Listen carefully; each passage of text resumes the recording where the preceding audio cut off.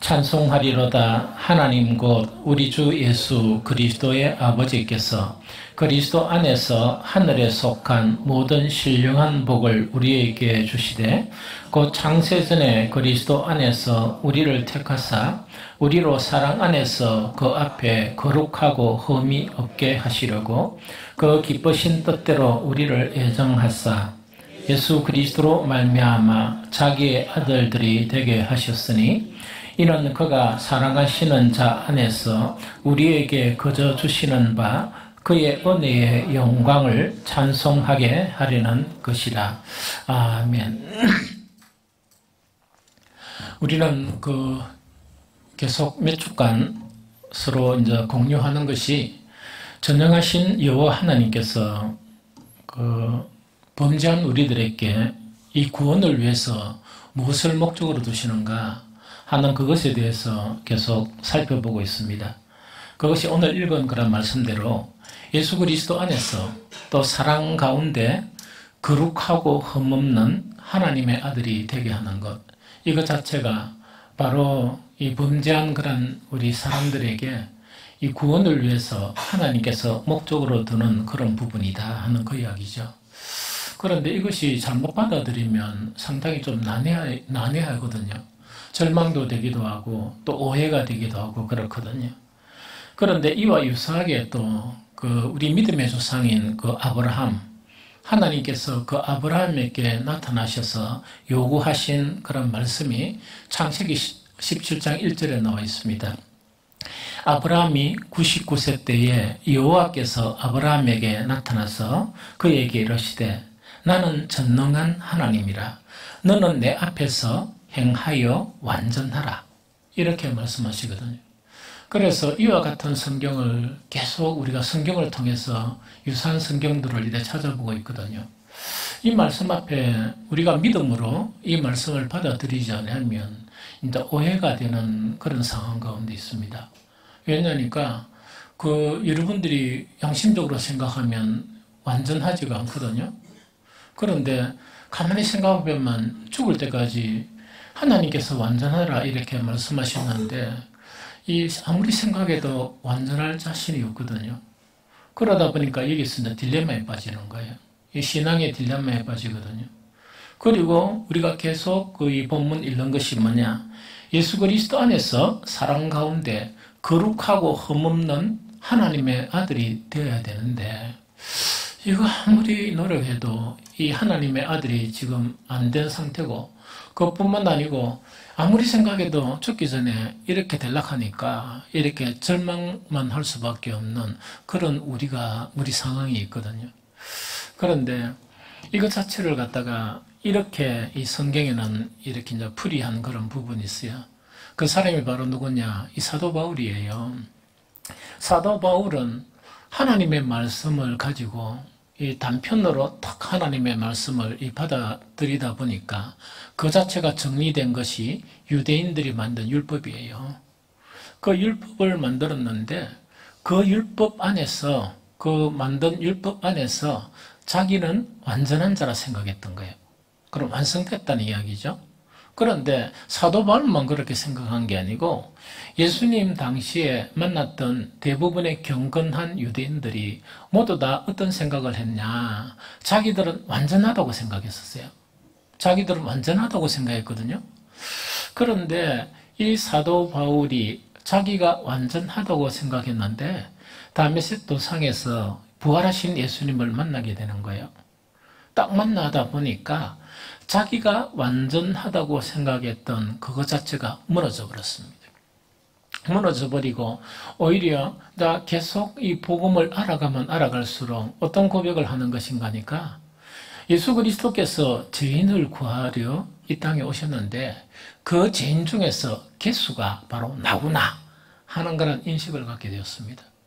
그러면은 완전하라고 이렇게 성경 하나님은 요구하셨고 또 뿐만 아니고 정말 이 예수 그리스도께서 우리에게 하신 말씀, 예수 안에서 사랑 가운데 거룩하고 흠없는 아들이 되려고 그러면 이렇게 완전하지 않는 상태 자체를 이렇게 인정해버리면 어떻게 되는가 하니까 이거는 신앙의 모순이 빠지잖아요. 이 성경 구절을 잡을 수도 없고 저 성경 구절을 잡을 수도 없고 이런 가운데 우리는 혼란에 빠질 수 있는 그런 상황 가운데 있거든요. 그때 이 사도 바울, 예수 그리스도를 만났던 그 사도 바울 자체가 예전에는 하나님의 말씀을 단편적으로 받아들이다 보니까 자기는 완전한 자라고 생각을 했었어요. 그러다 보니까 완전한 자라 고백을 했거든요. 그런데 완전하신 예수 그리스도를 만나고 난 이후에 그게 깨어져 버렸습니다. 그러면은 사도 바울은 어떻게 살았을까? 이런 모습 가운데 무엇을 붙들고 살았을까 하는 그게 문제거든요. 그런데 빌립보서에서 이 사도 바울은 무엇을 고백하는가 하니까 나는 다 이룬 것이 아니다. 나는 다 이룬 것이 아니고 쉽게 생각하면 나는 그 과정 속에 있는 사람이다 하는 그 고백을 하는 거예요. 그 고백을 하면서 나는 무엇을 하고 있는가? 그 표대를 향해서 나는 달려가고 있는 사람이다 하는 그 고백을 한 거예요. 그래서 우리는 신앙 가운데서 가져야 될 내용이 뭐냐? 성경 자체에 단편적인 부분을 가지게 되면 무너져 버립니다. 신앙도 무너져 버리고 극한 혼란 가운데 빠지게 되거든요. 하나님께서 너희는 완전하라 하신 말씀, 이거는 하나님의 말씀입니다. 그러면 하나님의 말씀이면 이 말씀이 이루어집니까? 이루어지지 않습니까? 이루어집니다. 그게 믿음이거든요. 그래서 어떻게 이루어지는가 하는 것은 이 성경을 통해서 그것을 확정해야 되거든요. 우리는 예수 그리스도의 그 이름을 믿음으로 우리는 보통 구원을 받았다 하는데 그 구원 자체는 뭐냐니까 예수 그리스도를 믿음으로 우리는 칭의라는 것은 뭐냐? 그 믿음이 너무나 소중하니까 전능하신 하나님 아버지께서 많은 그런 죄인들 중에 예수 그리스도께서 나를 위해서 십자가에 돌아가셨고 또한 부활하셨고 성천하셨다. 그것을 믿는 사람들에게는 뭐라고 인정해 주셨다고요? 어렵다고 인정해 주신 거예요. 어렵다고 인정해 주신 거예요. 하나님께서 어렵다고 인정해 주시니까 다른 피조물이나 혹은 정말 영적인 세계에 있는 어떤 존재들도 거기에 대해서 이의를 걸 수 없는 그런 부분이에요. 이해가 됩니까? 그런데 이제 성경에 보면 뭐냐니까 하나님의 아들을 이 땅에 보내신 것은 하나님의 아들 예수 그리스도는 뭐냐? 완전한 분이세요. 완전한 그런 분이시거든요. 그럼 완전한 하나님의 아들이시고 좀 어렵게 말하면 완전한 그 하나님 자체가 예수 그리스도시다는 그 이야기입니다. 그러면 그 예수 그리스도 자체는 우리는 하나님을 믿으면 하나님을 뭐라 부를 수 있느냐? 아버지라 부를 수 있고 하나님은 우리들에게 아들이라고 할 수 있습니다. 그런데 칭의가 되기 때문에 그 아들로 부르시는데 실상 자체는 예수님하고 우리하고는 이 거리가 너무나 멀죠. 그러면 예수 그리스도는 뭐냐? 그 아들 중에 맏아들로 우리에게 보여주신 거예요. 그러면은 우리는 그 아들의 모양으로 닮아가는 그 아들을 배워가는 그 과정을 믿음의 여정이라고 그럽니다. 그것을 믿음의 여정이라고 그러거든요. 그러면은 믿음의 여정이 되면 죽기 전에는 믿음의 완전에 도달할 수가 없는데 어떻게 우리는 완전하게 됩니까? 그거는 하나님이 하세요. 그 하나님이 예수 그리스도께서 재림하실 때 죽은 자들은 다 일어나게 됩니다. 부활하게 됩니다. 그때 살아남은 자, 그럼 살아남은 자란 것은 예수님이 만약에 내일 오시잖아요. 내일 오시게 되면 죽은 자들이 다 살아나고 영화로운 모습으로 살아나고 우리도 그때는 너무 이렇게 환희에 빠져들 수밖에 없습니다. 왜냐니까 일순간에 우리의 정말 이렇게 추한 모습이 있죠. 우리의 불완전한 그런 모습이 사라지면서 하나님의 놀라운 능력으로 완전한 사람이 되어져요. 그것이 성경에서 구원을 이야기하는 그런 내용입니다. 그래서 바울 자체는 어떻게 이야기하는가니까 옛날에는 나는 완전한 사람이다. 나는 율법에 어로는 완전하다고 생각했는데 예수 그리스도를 만난 후에 그것이 무너져 버렸습니다. 그러면서 이제는 나는 달려간다. 그렇게 자기 인생, 복음의 인생을 이야기하면서 두 가지를 이야기하는데, 한 가지는 쉬지 않고 달려가고 한 가지는 쉬지 않고 선한 싸움을 싸운다 하는 그 고백을 하는 거예요. 그거는 마지막 죽음 앞에 섰을 때 바울은 고백하는 거예요. 그럼 누구를 향해서 달려간다고? 정말 완전하신 하나님의 참 아들이신 예수 그리스도를 향해서 달려간다는 이야기고, 달려가기만 하는 게 아니고 하나님의 아들이 되지 못하는 것 자체가 어디에 있습니까? 이 세상에 있습니까? 아니요, 내 안에 있어요. 내 안에 있는 불이, 내 안에 있는 모순, 내 안에 있는 여러 가지 어떤 죄의 그런 속성들 있죠. 이것하고 매일매일의 삶을 통해서 뭐 한다? 싸운다. 선한 싸움을 싸운다는 이야기죠. 마치 계속 이야기하는 것처럼 한 계단 한 계단을 오르는 것처럼 이렇게 선한 싸움을 싸우면서 올라가는 그것 자체가 뭐냐? 믿음의 여정이고 믿음으로 산다는 것이다. 그래서 의인은 무엇으로 산다? 믿음으로 산다. 믿음으로 사는 것이 의인이다 하는 그 자체를 성경은 이야기하고 있습니다. 그래서 우리는 이 성경에서 때로는 뭐냐니까 너무 힘든 그런 구절들, 완전하라 이렇게 이야기하니까 우리는 그 앞에 절망하게 되는데, 절망하라고 그렇게 말씀하시는 게 아니고 그것을 목표로 삼아서 모든 믿음의 사람들이 걸어갔듯이 믿음의 길을 걸어가라 하는 그걸 이야기합니다. 뿐만 아니고 매일 삶의 순간순간에서 선한 삶을 놓치지 말고 자기 안에서 그 선한 삶을 행하면서 계속 거룩해지고 계속 어려워지고 우리 속에 있는 죄는 버리고 우리 속에 있는 불의는 버려가라 하는 그 가르침이 바로 그런 가르침이다 하는 그것을 이야기합니다. 그래서 우리가 몇 주 동안 계속 나눈 것이 뭐냐? 하나님의 완전한 아들 예수 그리스도 안에서 사랑 가운데 거룩하고 흠없는 하나님의 아들이 되는데 필요한 신앙의 요소들이 있습니다. 필요한 신앙의 요소들이 있는데 제일 첫 번째가 뭐냐? 믿음이라 그랬죠. 의인은 퍼펙트한 그 사람을 뭔가 완성시키는 게 그것 자체가 현재 나타나려는 게 아니고, 의인은 뭐 하다고요? 믿음으로 계속 살아가는 그 믿음이 필요하다 하는 그 이야기입니다. 이해가 되겠죠? 그러면 두 번째 뭐가 필요한가니까, 그러면 믿음으로 이제 살아가는 이제 사는데, 우리가 오늘날 많은 그리스도인들을 보면 오직 믿음 이라면서 엄청 교회도 열심히 하고 기도도 열심히 하고 이러는데, 막 이 사회에 대해서 이 TV도 나오고 막 이런 경우가 너무 많거든요. 그러다 보니까 우리가 또 혼란에 빠지는 거야. 혼란에 빠지거든요. 그래서 믿음 생활 자체는 뭐냐니까 성경의 말씀을 따라가면서 그 말씀대로 걸어가는 것이 믿음의 그런 생활이에요. 그런데 성경 자체, 이 말씀 자체는 여러 가지 속성을 가지고 있습니다. 한 가지 속성은 법이라는 속성을 가지고 있거든. 그래서 율법이라 이야기합니다. 법이라는 것은 뭐라? 뭘 해야 된다고? 지켜야 되는 속성을 가지고 있죠. 그런데 성경은 다른 부분에 보면 뭐냐? 하나님의 말씀, 태초에 말씀이 계셨다 하는 이 말씀이 정말 육신을 입었다. 즉 예수님처럼 육신을 입으셨다 하는 그 말씀이란 이 말씀은 뭐냐? 로고스라는 개념이에요. 로고스라는 개념 자체는 어떤 것이라? 인격을 이야기합니다. 인격을 이야기하거든요. 그래서 말씀 자체가 주는 것은 하나는 지켜가면서 하나는 뭐냐니까 그 인격, 보통 인격이라는 것을 세 가지로 표현하는데 하나는 지성이고 하나는 감성이고 하나는 의지를 이야기하거든요. 끊임없이 의지를 가지는 것, 내 뜻대로 사는 것이 아니고 누구의 뜻대로?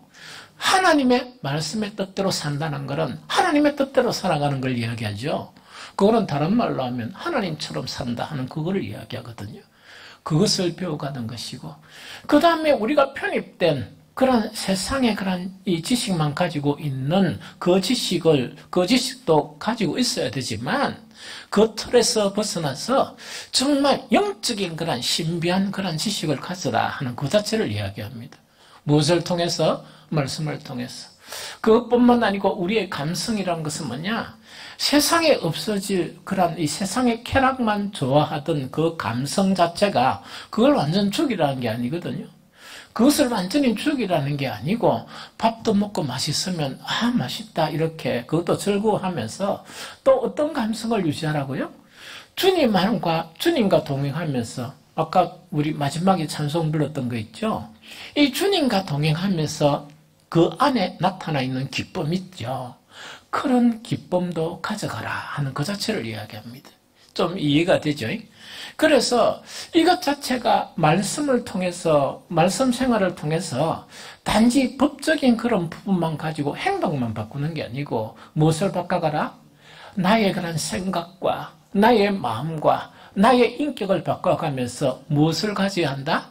예수 그리스도의 마음을 가져가야 한다 하는 그것이 신앙의 길이다 하는 그거를 이야기하죠. 이게 올바른 말씀 생활이었어요. 두 번째는 이제 기도 생활이죠. 기도에 우리가 대부분 사람들이 가지고 있는 내용은 뭐냐? 기도는 우리에게 주신 하나님이 주신 그런 축복의 기도예요. 그래서 기도하기가 싫은데 그게 참 이게 축복이거든요. 왜냐니까 이 세상 살아가다 보면 어려운 일들을 많이 당하잖아요. 그 다음에 문제도 당하고 여러 가지 일들을 당하거든요. 정말 또한 주님의 일을 하다 보면 막히는 부분이 너무 많거든요. 그러면은 그런 일을 당할 때 뭐라고? 예수 그리스도의 이름으로 구하게 되면 내가 들어주겠다. 응답해 주겠다는 그 이야기거든요. 그래서 기도의 본질적인 부분은 그런 부분이에요. 그런데 기도의 본질적인 부분이 또 하나가 있거든요. 아주 소중한 것이 있는데 하나님의 아들로 완전하게 형성되려 그러면 어떻게 되겠습니까? 그 기도 자체가 나를 쳐서 굴복시키는 기도가 있습니다. 그러면 하나님의 말씀을 딱 보고 내를 보니까 이거는 막 격차가 나잖아요. 그러면 하나님의 말씀을 딱 보니까 너희는 온전하라, 온유하라 이렇게 돼 있는데 우리는 화가 너무나 나고 막 하루마다 끙끙대고 이러죠. 그러다 보니까 뭐냐니까 화가 나는 그런 상황 속에서도 하나님의 말씀을 보면서 내가 온유할 수 있도록 내를 굴복시켜 나가는 거예요. 때로는 내가 참지 못하는 그런 이 성품이 있다 보니까 다툼이 일어나죠. 그러다 보니까 참지 못할 상황에서도 뭐냐? 하나님의 말씀을 보면서 내가 참을 수 있도록 나를 굴복시켜 나가는 거예요. 그러다 보면 나중에는 뭐냐? 그리스도의 마음을 가지는 거예요. 이게 올바른 그 기도 생활이었다 하는 그 이야기죠. 그런데 이제 지난주에는 조금 부족해가지고 뭐냐니까 때로는 말씀과 기도하는 것이 대단히 중요하다 그랬죠. 그런 대단히 중요한 시간이거든요. 그런데 그 말씀을 기도하게 되는데 주의해야 될 두 가지가 있다 그랬죠. 성경에서 나타난 이거는 반쪽짜리가 있어요. 반쪽짜리 말씀 생활은 아무런 의미가 없습니다. 그래서 반쪽짜리 그런 신앙생활, 말씀 이건 안 되거든요. 우리의 본성상 뭐냐? 좋은 것은 계속하고 싶죠. 좋은 것은 계속하고 싶죠. 어떤 사람도 바둑 두면은 이 잠자리에 들면 자기 와이프 얼굴이 보여야 되잖아? 안 보이고 뭐가 보인다고요? 바둑판이 왜 보인대요? 바둑판이 밤새도록 이렇게 자면서 새벽에 일어나가 또 바둑 뜨는 꿈을 꾸고 있답니까? 그래가 바둑이 지면 일어나가지고 막 아들한테 성질 부리고 죄 없는 아들한테 성질 부리고 이래요. 그래서 사람은 속성이 뭐냐? 자기가 좋아하는 일은 너무 치중을 하거든요. 자기가 싫어하는 일은 절대로 안 하거든요. 하나님의 말씀을 또 보니까 자기가 치중하는 부분의 말씀은 뭡니까? 파고 있거든요. 그런 사람들 집에 가면 책을 사면 똑같은 책을 삽니다. 기도를 좋아하는 사람은요, 전부 다 기도와 유사한 책들이 뭡니까? 쫙 꼽혀 있어요. 그 30번 머리가 좀 아파요. 야, 이거는 기도 박사 되려고 하나? 이런 거. 또 어떤 사람은 영적인 부분에 관심이 있으면요, 책 전체가요, 영적인 부분에 책이 가득 있어가, 야, 저거는 진짜 영덩어리가 되려고 하나? 이런 거 있죠. 그런 게 가득해요. 왜냐니까 자기가 좋아하는 그런 부분이거든. 그러다 보니까 말씀 자체를 어떻게 이제 치사 선택을 해버리는 거라. 좋은 부분은 막 엄청 거기에 막 열심히 하는 거예요. 그런데 자기가 좀 싫어하는 부분은 뭐냐? 못 본 척이에요. 설교해도 마찬가지야. 자기가 오늘 참 이렇게 좋아하는 그런 이 주제를 하잖아요? 그러면, 은혜 받았어요. 그 은혜 받은 거 아니거든. 은혜 받은 거 아니라고. 그런데 또 자기가 싫어하는 주제를 있으면 뭡니까? 엄청 싫어하거든요. 그러니까 못 들은 척만 이래 본단 말이지. 이게 뭔가니까, 유대인들이 율법을 받아가 그 조상 대대로 한 것이 이것이에요. 그것이 뭐냐?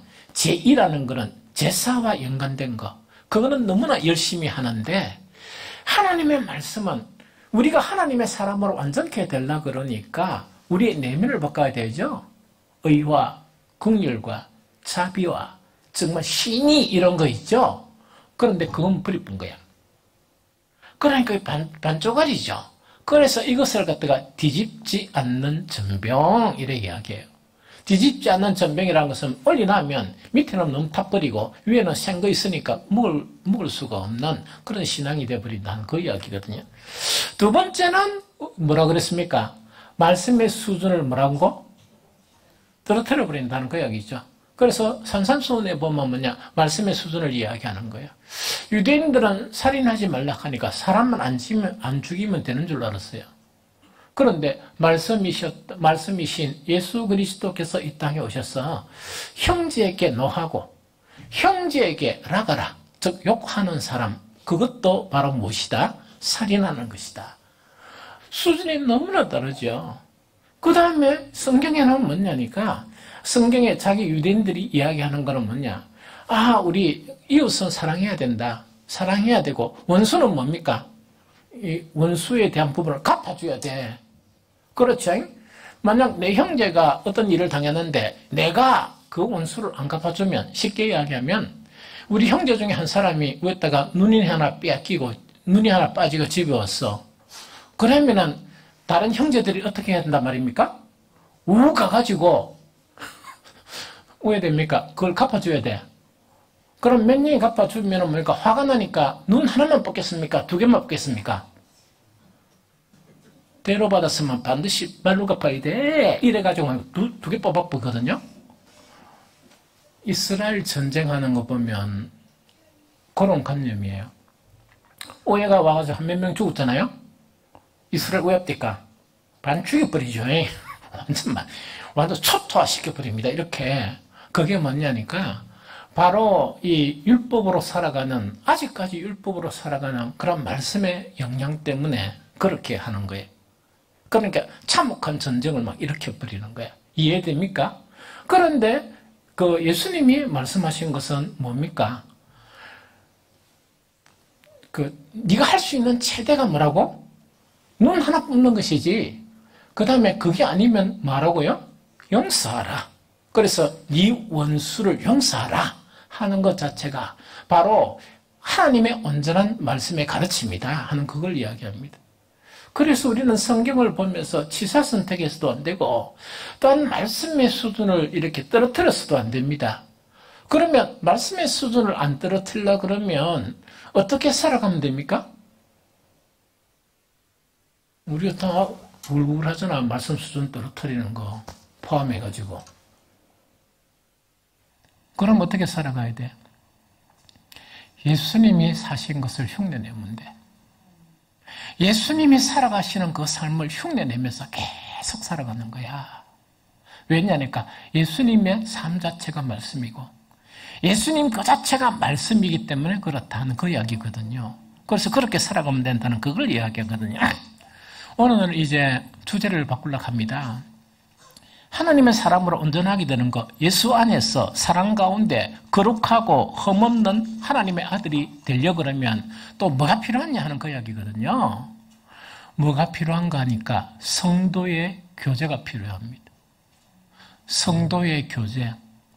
여러분들 딱 들으니까 성도의 교제하고 하나님의 아들로 완성되는 거하고는 무슨 연관이 있느냐 하는 것으로 이래 생각하지 못하겠지만 그게 아니에요. 성도의 교제는 대단히 중요한 거예요. 성도의 교제는 대단히 중요한 거라 이 무슨 말인지 좀 알겠죠?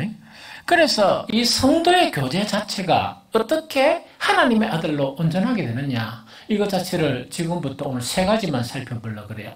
그래서 다음 주에는 우리 딱 1시간 안에 예배를 다 끝내야 되기 때문에 나머지 것들만 이렇게 뭉쳐서 살펴보는 그런 시간을 가지려고 그래요. 성도의 교제가 성경에서 이야기하는 유익이 있거든요. 그 유익 중에서 정말 한 가지가 뭐냐니까 악하고 믿지 않는 마음을 방지한다 하는 그 이야기예요. 믿음이 없으면 하나님 아들도 안 되고 멋대로 살아가죠. 그런데 성도의 교제가 악하고 믿지 않는 마음을 방지하게 한다 하는 그거를 이야기합니다. 우리 그리스도인들을 어떻게 표현하나? 나그네라 표현해요. 이 세상 가운데 나그네라 표현해요. 그럼 나그네로서 계속 살아야 되거든요. 그런데 세상 사람들 속에 막 뒤섞여 살거든요. 그러면 나그네의 그런 본질적인 부분을 지킬 수 있겠습니까? 어렵겠습니까? 좀 어려워요. 그래서 이 나그네 길을 걸어가는데 가장 복된 것이 뭐냐니까 나그네 길에 길동무가 있어야 돼. 이 무슨 말이겠죠? 이 대단히 소중하거든요.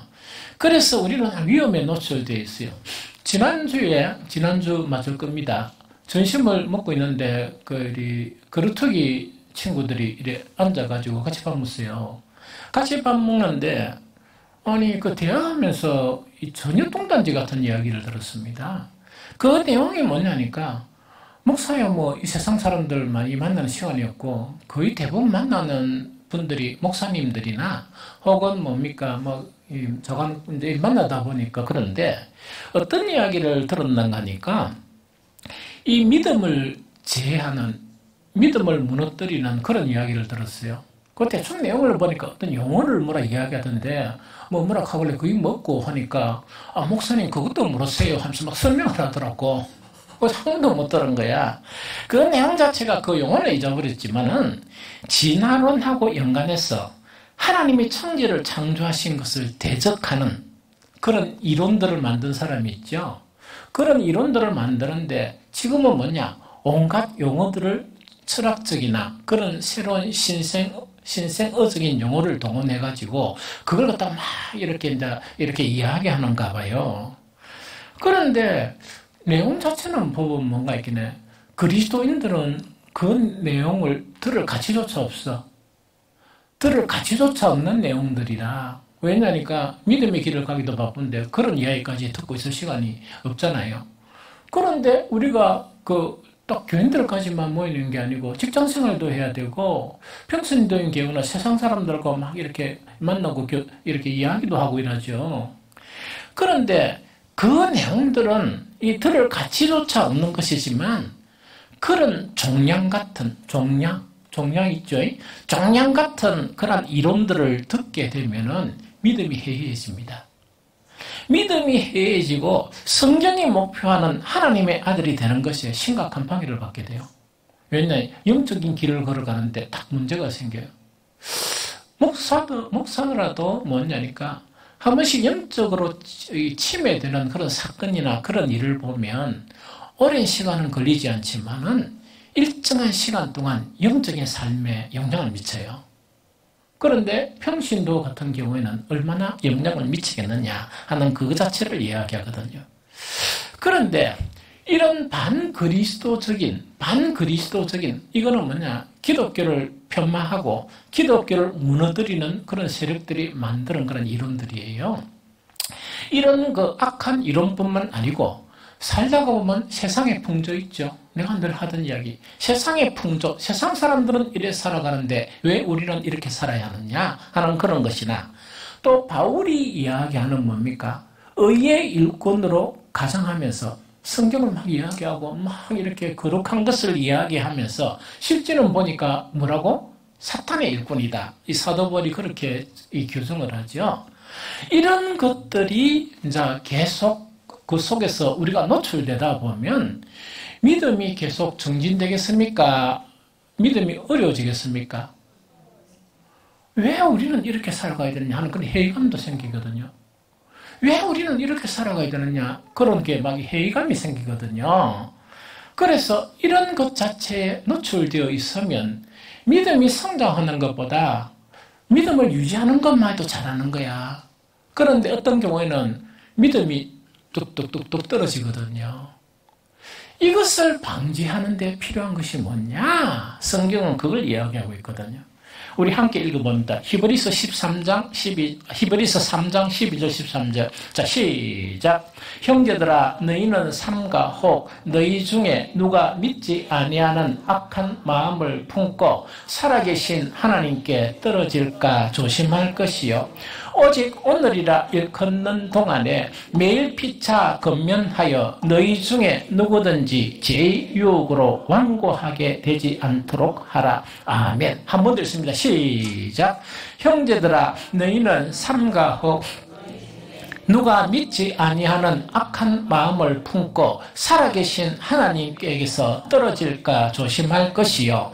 오직 오늘이라 일컫는 동안에 매일 피차 건면하여 너희 중에 누구든지 죄의 유혹으로 완고하게 되지 않도록 하라. 이야기죠.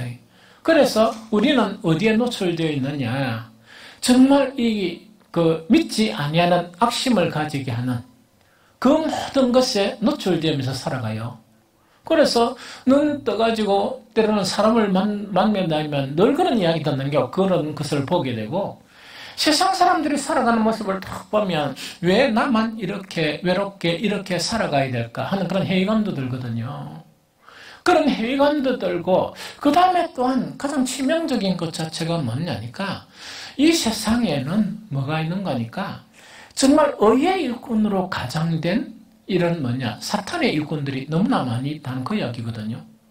그럼 저 사람들은 다 저렇게 살았고 저렇게 살아가는데 내만 왜 이렇게 고독하게 이런 믿음의 길을 걸어가야 될까? 막 회의가 생기는 거야. 그래서 성경에는 뭘 가르치는 거니까 그런 것에 자꾸 이제 접촉하다 보니까 내 속에서 막 이 선한 전쟁은 안 싸우고 쓸데없는 전쟁은 싸우는 거야. 왜 내가 이렇게 살아가야 되고 멋이 웃자고 하는 그런 다른 전쟁이 막 나타나요. 그러다 보니까 성경은 뭐냐니까 그것을 방지하는 데는 매일매일 성도들이 피차 건면하라. 피차 대하라 그 이야기거든. 매일매일 만나서 대하고 매일매일 만나서 건면하고 이렇게 하다 보면 아니 세상에서 온갖 이야기를 듣다가 이렇게 여러 가지 이제 부정적인 사항이 있는 거랑 가운데 있다 그러면 그것이 다시 바르게 되고 또 믿음의 길을 걸어가게 되고요. 그 길이 바로 뭐가 성도 간의 교제다 하는 거 이야기거든요. 성도들은 매일 피차 건면해야 되거든요. 그런데 다음 시간에 잠깐 이야기할게요.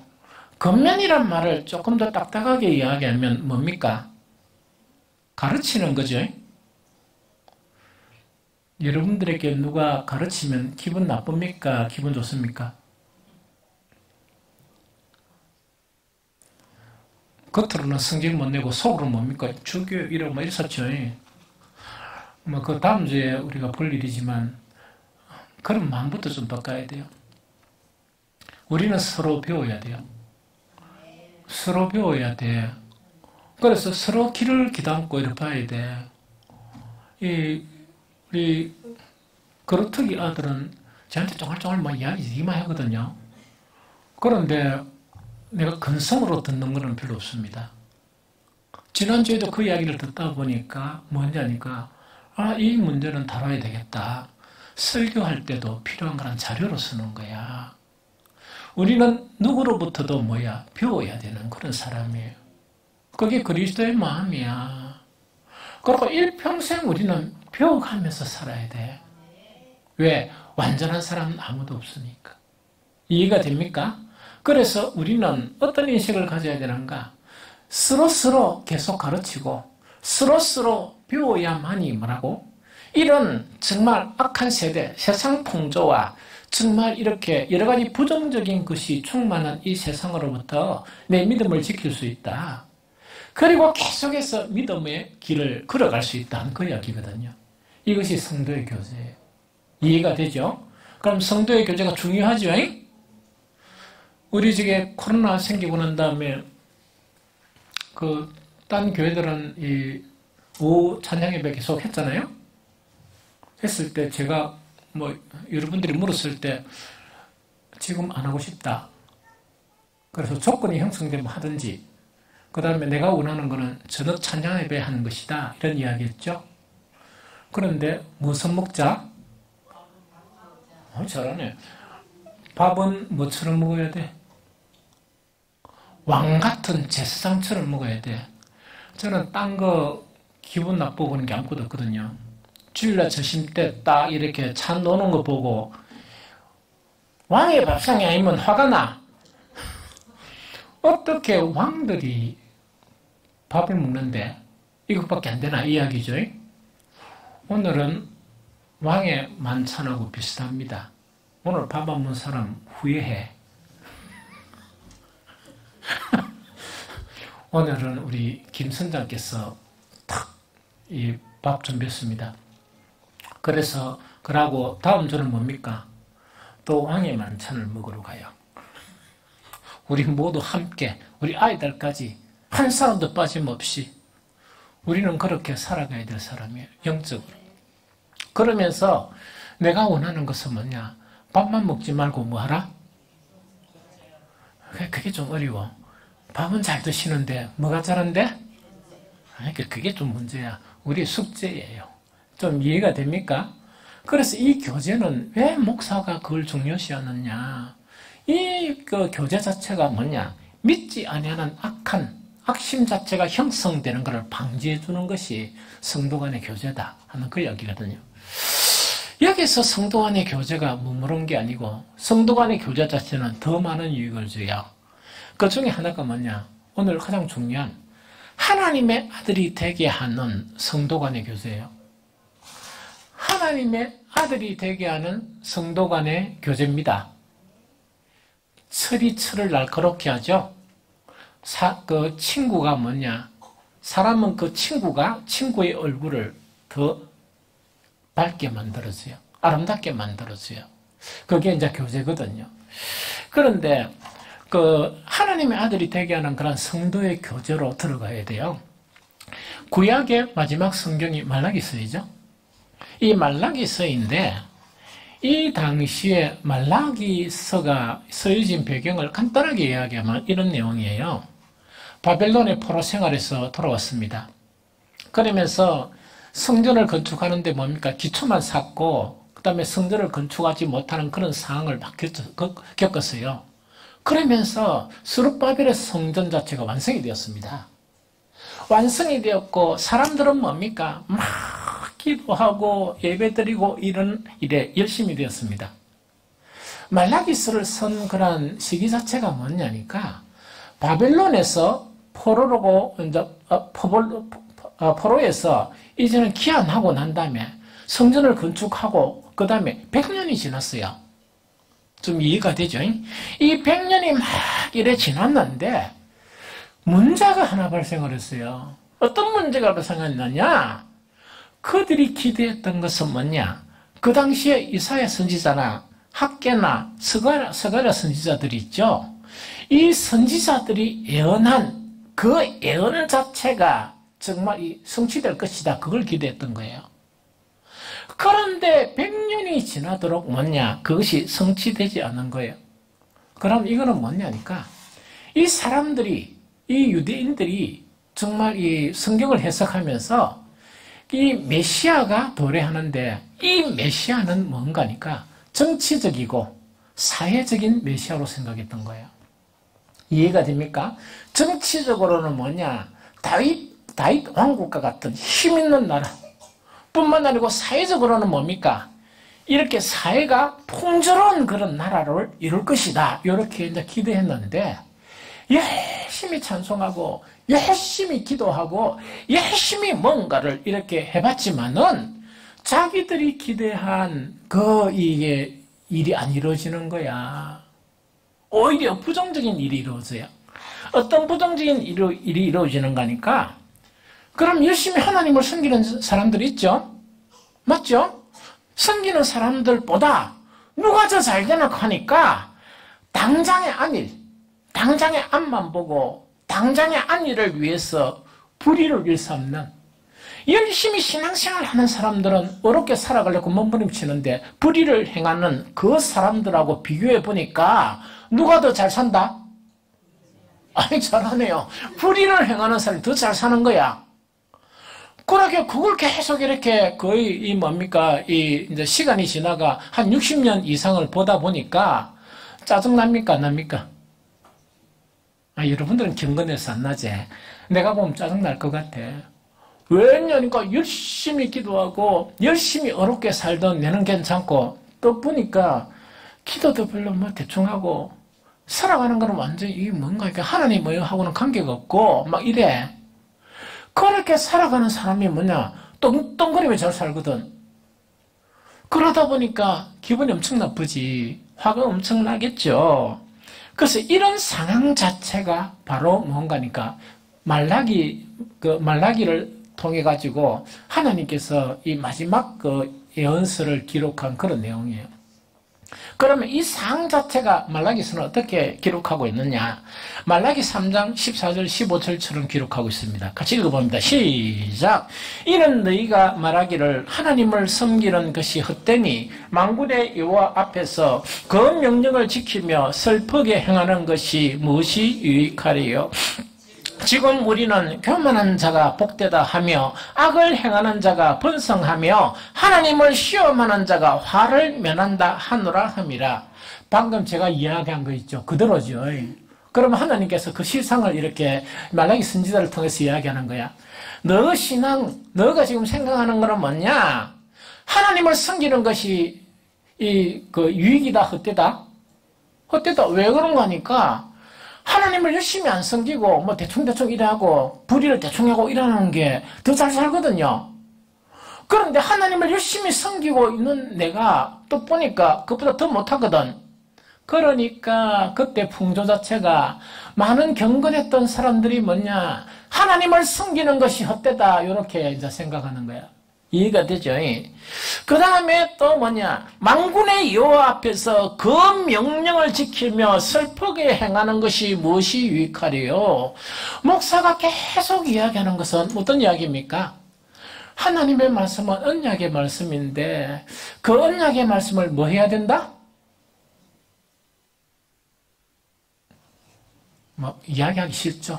왜냐니까 그 말씀을 지키라고 이야기했잖아요.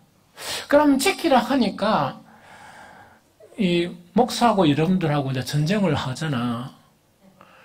안 하면 안 할수록 계속 주제를 끄집어내가 또 지키라 하면서 계속 이야기하고, 여러분들은 뭡니까?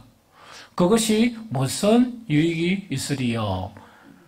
안 지키고 사는 사람이 더 잘 사는데 그것이 무엇이 유익하리? 그때 이런 풍조가 있었단 말이에요. 그래서 옛날에는 말씀대로 막 살았는데 살다가 보니까 그렇게 안 사는 놈들이 더 잘 살거든. 딱 잘 사니까 뭐냐니까 이런 이야기 하는 거야. 여호와 앞에서 그 명령을 지키며 슬프게 행하는 것이 무엇이 유익하리요? 이런 데 한탄을 하게 되는 거야. 그러면서 한 가지 더 언급해가, 지금 그 세대를 이야기해. 우리는 교만한 자가 복되다 하며 악을 행하는 자가 번성하며 하나님을 시험하는 자가 화를 면한다 하노라 이야기죠. 나는 열심히 진지하게 사는데 조금만 잘못하면 하나님께서 어떻게? 집어가 버리고. 무슨 말이겠지? 그들이 악을 행하는 거 반도 안 했는데 나를 갖다가 힘들게 하고 이래 버리는 거야. 근데 그 사람들은 또 보니까 악을 밥 먹듯이 행하는데도 가만히 내버려 두시는 거야.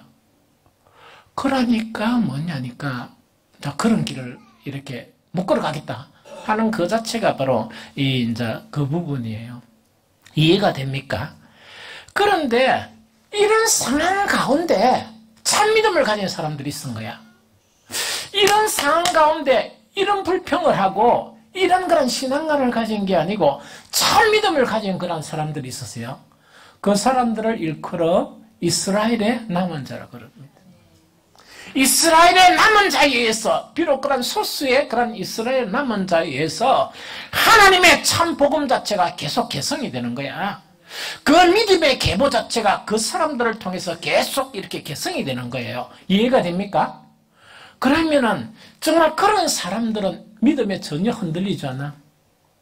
전혀 흔들리지 않고 불의를 행하는 사람들이 이렇게 잘 되는 것을 보면서 전혀 부러워하지도 않아.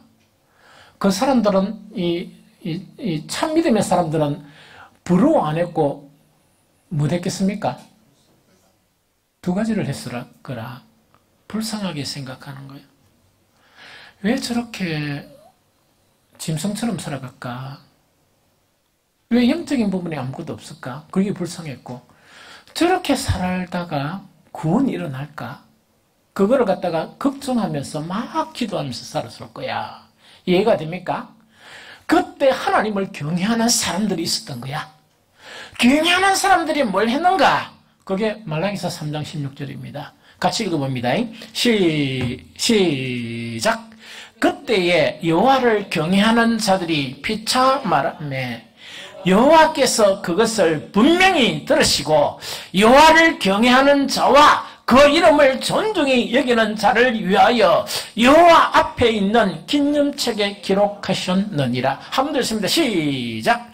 그때에 여호와를 경외하는 자들이 피차 말하매 여호와께서 그것을 분명히 들으시고 여호와를 경외하는 자와 그 이름을 존중히 여기는 자를 위하여 여호와 앞에 있는 긴념책에 기록하셨느니라. 아멘. 이야기다, 그죠?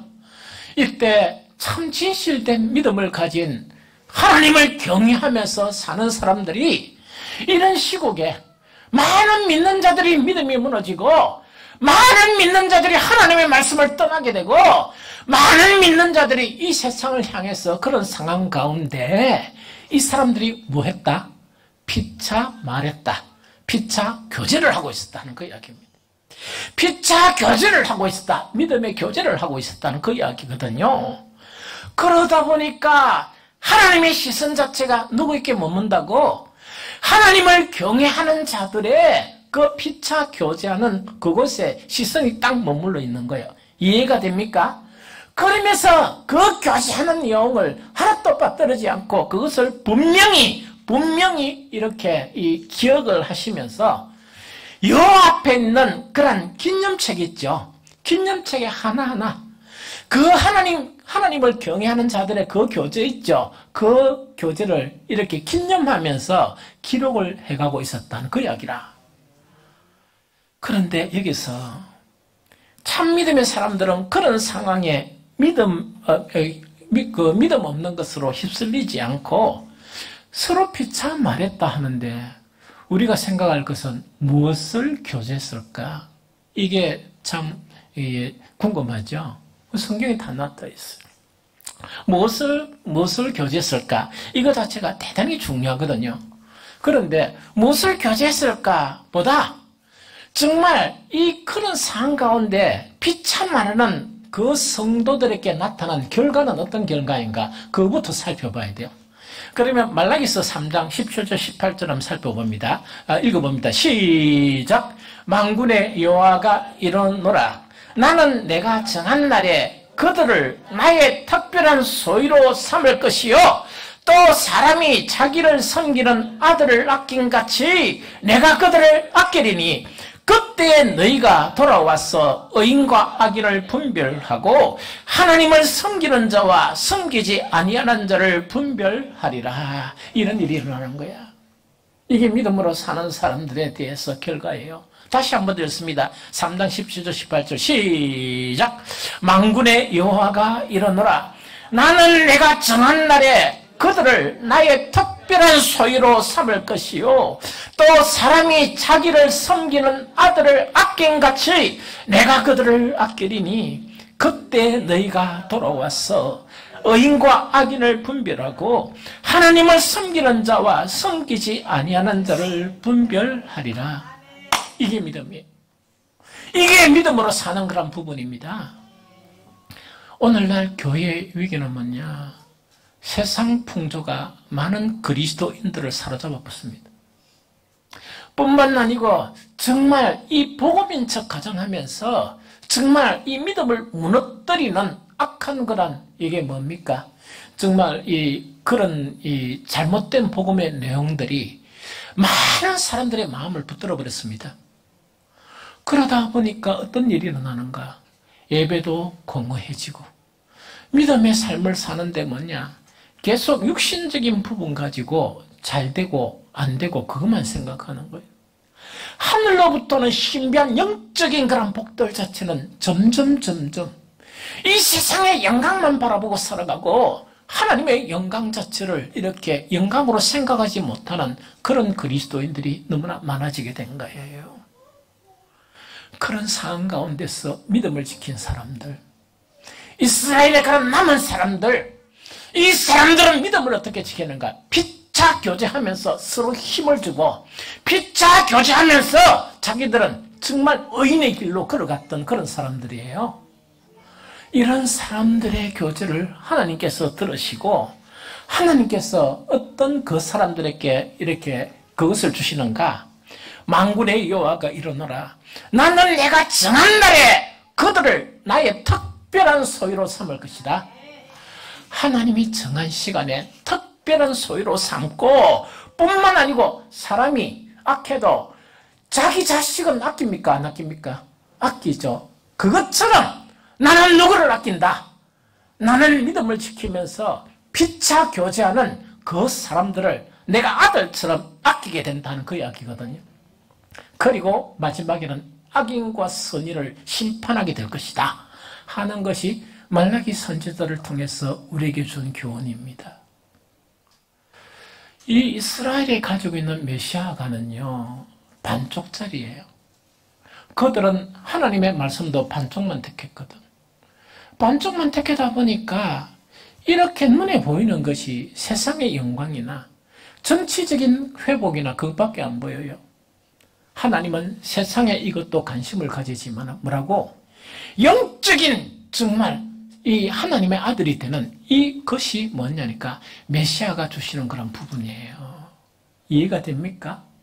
그래서 우리는 이런 믿음을 지켜야 되는데 어떻게 해야 되는가? 세상 풍조가 지금 엉망진창입니다. 교회 안에 들어온 그런 여러 가지 이단 사상 자체는 어떻게 막으려고 이렇게 하려고 하니까 손을 쓸 방법이 없습니다. 왜? 성도들의 마음에 이미 자리 잡고 있으니까. 세상의 풍조로부터는 많은 성도들이 포로가 되어 있으니까 좀 이해가 되죠? 우리는 그것을 이겨야 됩니다. 그 속에서 극복을 해서 뭐냐? 생명의 말씀을 향해서 나아가야만이, 예수 그리스도를 향해서 나아가야만이 우리가 살 수 있습니다. 우리의 믿음이 진실된 믿음을 가질 수가 있습니다. 그거 지금 이야기하는 거라. 그럼 여기서 궁금했던 거, 온갖 세상의 풍조가 부정적인 풍조라 믿음이란 건 의미가 없다. 왜? 육신적인 그런 이 행복 자체가 없으니까 그 다음에 이는 뭐 이렇게 죄를 범하고 불의하게 살아가는 놈들이, 미안합니다, 살아가는 분들이 더 잘 먹고 더 잘 살거든. 그러다 보니까 믿음이 해이해지면서 막 그렇게 되는 거라. 이해가 됩니까? 그러면 그런 상황 가운데 그것에 안 휩쓸리고 하나님을 경외하는 자들이 만나서 교제하는 내용은 무엇이었을까? 되게 궁금하죠. 수십 가지가 있습니다. 그런데 뭐냐, 딱 그 두 가지만 이야기를 하면 제일 첫 번째는 뭔가 하니까 이 지금 구속사에 나타난 메시아간이죠. 예수님이 보내시는 메시아간, 이것 자체에 대해서 논했을 것이다. 좀 어렵죠. 많은 이스라엘 사람들이 이야기하는 정치적인 그런 메시아가 아니고 정말 참 메시아가 반드시 올 것인데 우리는 그분을 기다려야 한다. 그분이 누구라고요? 예수 그리스도. 그들은 구약의 시대에 살면서도 예수 그리스도를 지시하면서 살아갔던 그런 사람들이야. 반드시 이 일은 성취된다고 서로를 격려하면서 서로를 끌어주고 서로의 믿음을 견고하게 하면서 그렇게 그런 교제를 했을 것이다 하는 것 자체가 우리가 능히 짐작할 수 있거든. 두 번째 무엇을 알 수 있는가 하니까 그 당시에 모든 이스라엘은 뭐냐? 아까 이야기했죠. 뒤집지 않는 전병의 신앙이에요. 그런데 선지자들은 이걸 가지고 뒤집지 않는 전병이다 이렇게 소리치는데도 이 대부분의 사람들은 그 말 자체를 동의를 안 했습니다. 그런데 그 당시에 여호와를 경외했던 하나님의 사람들은 그것의 의미를 알았습니다. 우리는 뒤집지 않는 전벽, 반쪽짜리 그런 신앙만 가지는 게 아니고 하나님의 말씀을 온전케 해가지고 이거는 뒤집는, 이 뒤집어 가면서 골고루 형성되는 그런 신앙이 형성되어야 된다 하는 그것을 이렇게 이미 알았었어요, 이들은. 그러다 보니까 그들이 교제한 것은 뭐냐? 그 당시에 많은 대부분의 이스라엘 사람들이 교제한 거 아니고 이 성경에 요거를 이야기했을 것이다. 베드로서 1장 4절을 함께 읽어봅니다. 자, 시작. 이로써 그 보배롭고 지극히 큰 약속을 우리에게 주사 이 약속으로 말미암아 너희가 정욕 때문에 세상에서 썩어질 것을 피하여 신성한 성품에 참여하는 자가 되게 하려 하시도다. 그러면 이거는 뭐냐니까 우리의 이 성품이 아니고 하나님께서 율법을 주신 것은 제사도 열심히 드려야 되지만 무엇이 바꿔야 된다? 우리 사람 자체가 신의 성품으로 계속 바뀌어서 가야 된다 하는 것 자체를 교제했을 것이다 하는 거 여기거든요. 그러다 보면 이 두 가지를 계속 교제하다 보면 우리는 하나님의 사람으로 온전케 되어져가는 변화가 일어납니까? 안 일어납니까? 일어나죠. 그런 교제를 하라 하는 그 이야기입니다. 그런 교제를 하라 하는 이야기입니다. 예배와 기도와 그런 모든 것도 교제를 해야 되지만 우리 내면 속에서 일어나는 하나님의 아들로 완성되어져가는 그것을 서로 나누고 서로 교제하고 하는 그런 이야기거든요. 교제하다 보니까 뭐냐? 이 사람은 하나님의 그런 아들의 그런 성품을 가졌는데 이걸 경험하면서 내가 이걸 버리는데 너무나 힘들었고 이걸 가지다 보니까 마음이 편했다 하면 내가 그것을 듣게 되면 어떻게 됩니까? 나도 그렇게 되겠다는 생각이 들죠?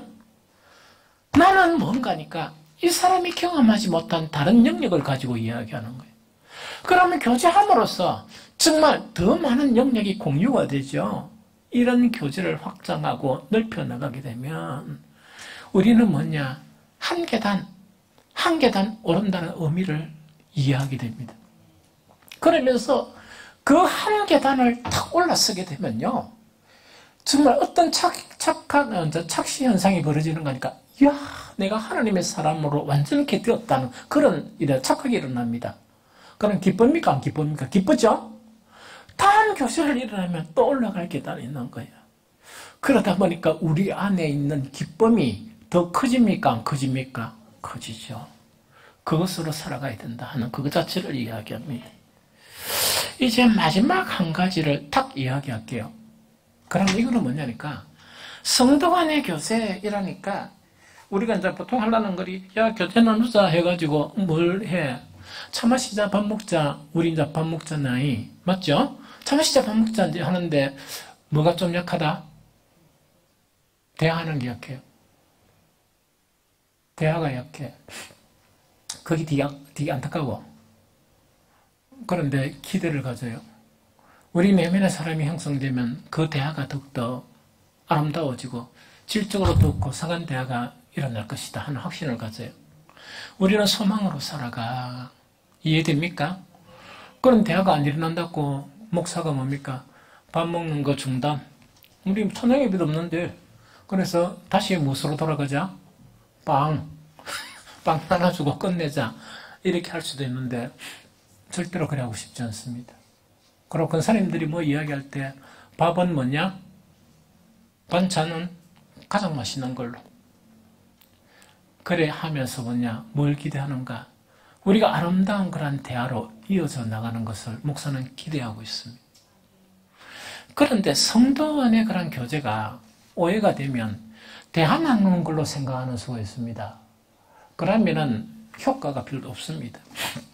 성도 간의 교제를 하려고 그러면 성도 간의 교제에 대해서 가장 잘 언급한 성경 구절이 하나가 있는데 그게 가장 잘 언급한 내용이에요. 그게 그 요한일서 1장 3절 4절입니다. 같이 읽어봅니다. 요한일서 1장 3절 4절. 자, 시작. 우리가 보고 들은 바를 너희에게도 전함은 너희로 우리와 사귐이 있게 하려나 함이니 우리의 사귐은 아버지와 그리스도 예수 그리스도와 더불어 누림이라.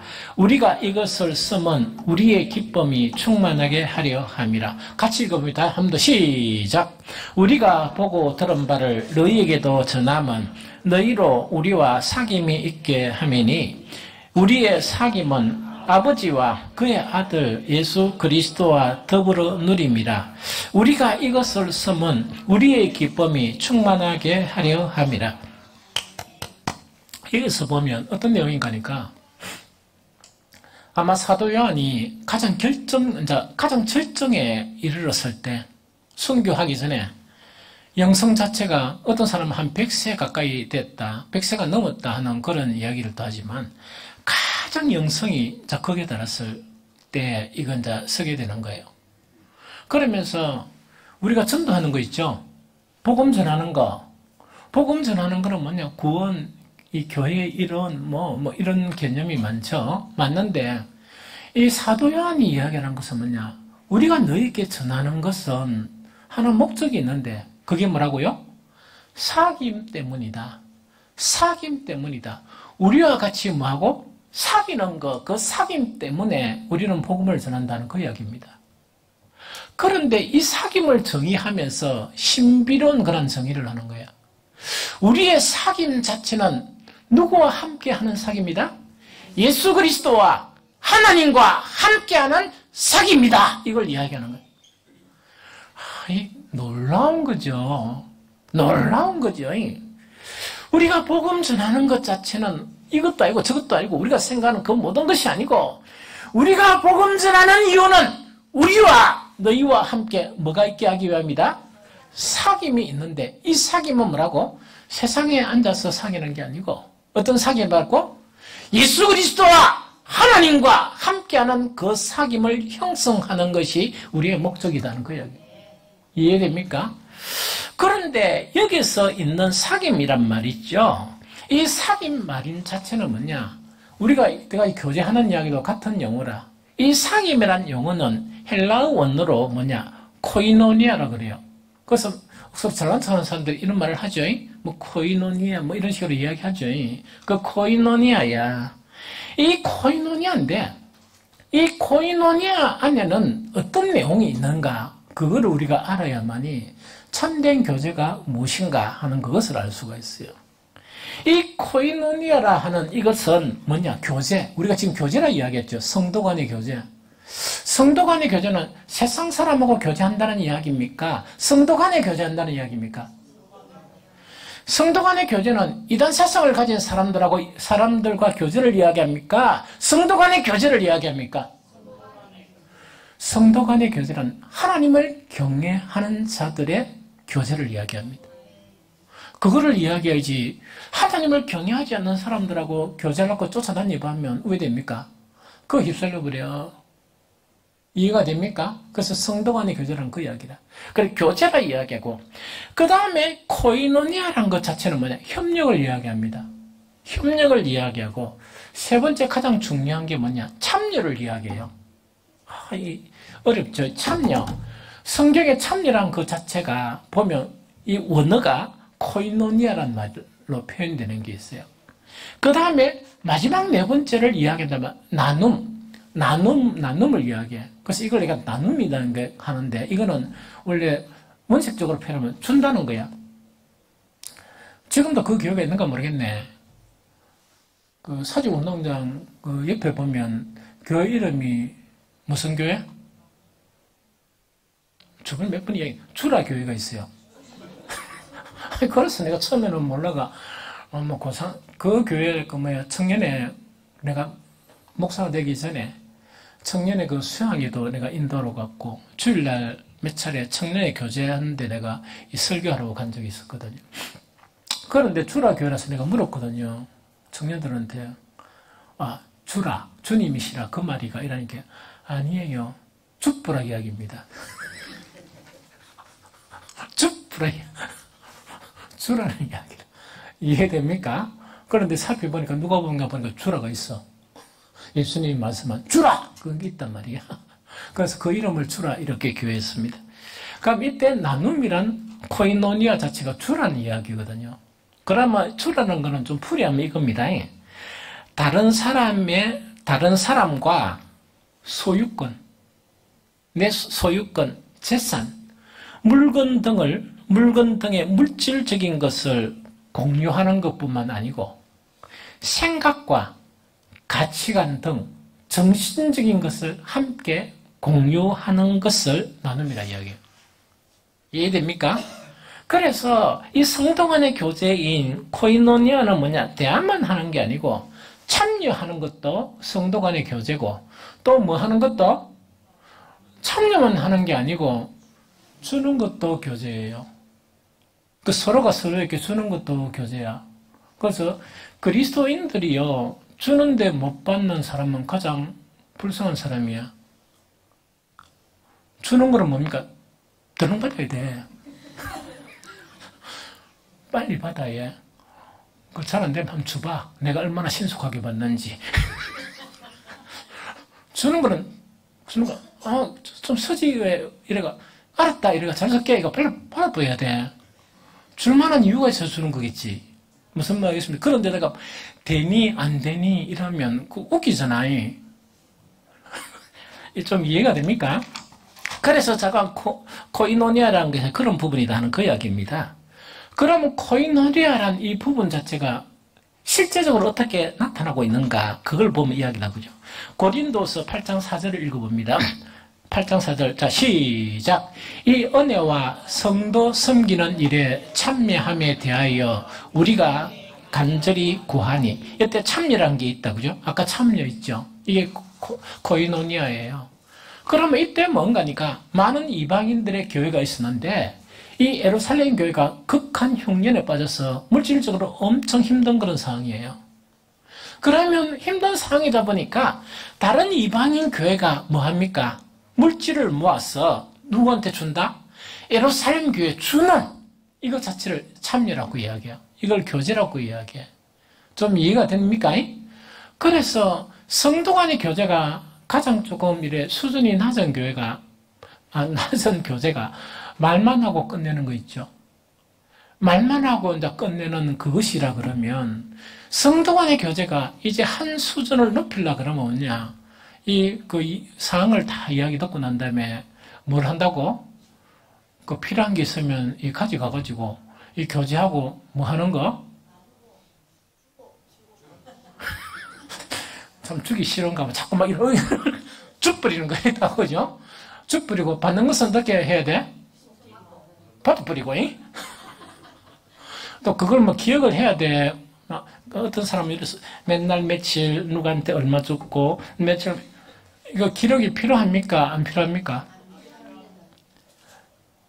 하늘나라에서 아름다운 교제를 할 때 하나님께서 그것을 기념적이 다 기록을 하는 거야.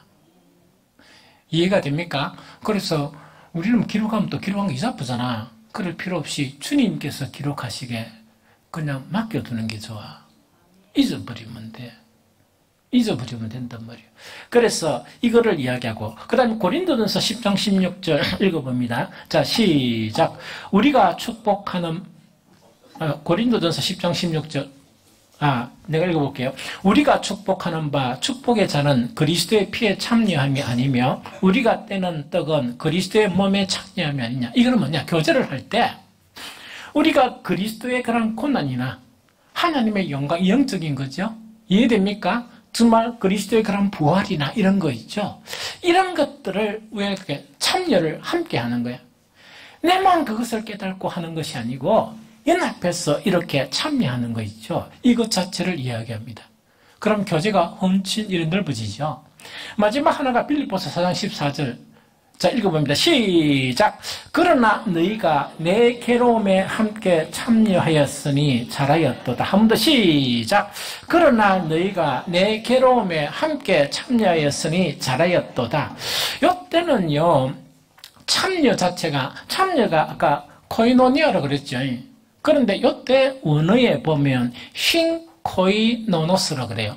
신코이노노스라 그러거든요. 이건 어떤 의미인가 하니까 아까 전에는 개인적인 참여 자체는 코이노니아라. 그런데 이때 신코이노노스라는 것은 공동참여를 이야기합니다. 그럼 바울이 복음을 막 전하고 막 이렇게 있죠. 옥에 갇혀있고 이러죠. 이럴 때 개인이 참여한 게 아니고 빌립보 교회가 정말 바울이 당하는 그 고난에 공동으로 참여한 거야. 이럴 때 참여를 신코이노노스라 그럽니다. 이해됩니까? 이것도 뭐라고? 교제의, 즉 코이노니아의 그런 일환이다 하는 것을 우리가 알아야 된다는 그 이야기죠. 그럼 실질적인 그런 적용 자체에서 이때 참여라는 것 자체는 무엇을 의미합니까? 이 참여는 성도가 괴로움에 빠질 때 정말 그 괴로움에 함께 참여하는 것을 이야기합니다. 이해됩니까? 함께 참여하면서 그 성도가 괴로운 일에 빠질 때 이것만 하면 안 돼. 뭐냐? 막 이제 성도가 괴로움에 빠져가지고 이렇게 이제 그 슬픔을 극복하려고 하는데 뭐냐니까 괴롭지. 내가 해줄 건 아무것도 없고 함께 울어줄게 해가지고 막 펑펑 우는 거야. 그러면은 이 괴로움을 이기려고 극복하려고 하는데 그거 막 지가 더 울어버리는 거야. 그럼 더 슬퍼져 안 슬퍼져? 그런 거 하지 마세요. 그러면 울면 괜찮다 이러고 뭐하라고? 뭐가 위로가 될까? 이래가 일나라마 냉면 하나 먹으러 가자 뭐 이런 식으로 그러든지 안 그러면 뭐냐 차라도 한 잔 마시고 가자 힘내라 이러든지 안 그러면 뭐냐 내가 있는 걸 또 보면서 그 평소에 좋아하던 거 있잖아. 자가 우리 집에 오면 나도 저거 갖고 싶어 하면 그거 들고 가가 왜 놓고 쭈꾸란 말이야. 니 이거 가지고 싶었지? 안아! 이래버리면 되잖아. 이 좀 이해가 됩니까? 늘 이렇게 막 사가지고 하라 그런 게 아니고 돈이 없는데 대출받아가 하라는 건 아닙니다. 내한테 있는 거, 이 자체를 그렇게 하라 이야기라. 또 뿐만 아니고 그 다음에 뭡니까? 영적인 신비한 것들을 함께 공유를 하라는 이야기라. 자기만 탁 가지고 있지 말고 이렇게 교제할 때 공유를 하라 하는 그 자체를 이야기합니다. 이제 결론은 뭐냐? 성도의 교제는 우리의 믿음을 지키게 해요. 나아가서 뭐냐? 보통 이 세상의 복만 치중되어 있는데 우리의 영혼을 기쁘게 하는 신령한 그런 복을 함께 공유를 합니다. 뿐만 아니고 우리가 살아가면서 여러 가지 궁핍이나 괴로움이나 그런 것에도 함께 참여하는 그것 자체가 성도 간의 그런 교제이다 하는 그 이야기죠. 이런 교제 자체는 우리를 변화시킵니다. 하나님의 온전한 아들로 한 계단 한 계단 올라가게 만드는 것이고 이 시대에 가장 필요한 성도가 이런 성도의 모습을 가지는 거예요. 이해가 됩니까? 그래서 우리는 마음의 문을 열고 또 우리는 교제라는 것이 너무 아름다운 거거든. 성도 간의 교제 자체에 정말 더 나은 교제를 행하는 저와 여러분들이 되시기를 예수 그리스도 이름으로 축복합니다.